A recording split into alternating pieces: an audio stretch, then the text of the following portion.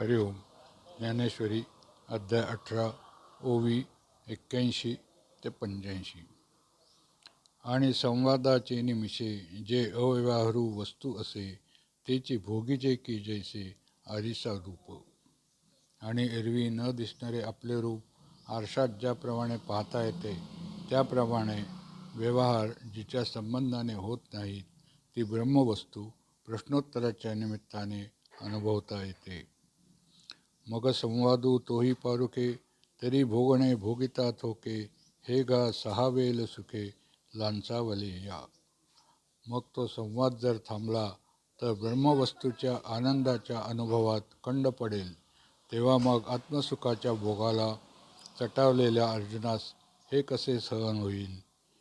या लागी त्याग संन्यास पुसावयाचे घेऊन मिस परतविलेची दुस गीतेचे ते.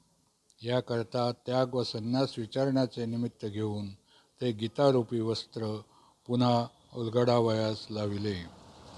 18वा अध्यायो नवहे हे एकाध्यायी गीताची आहे.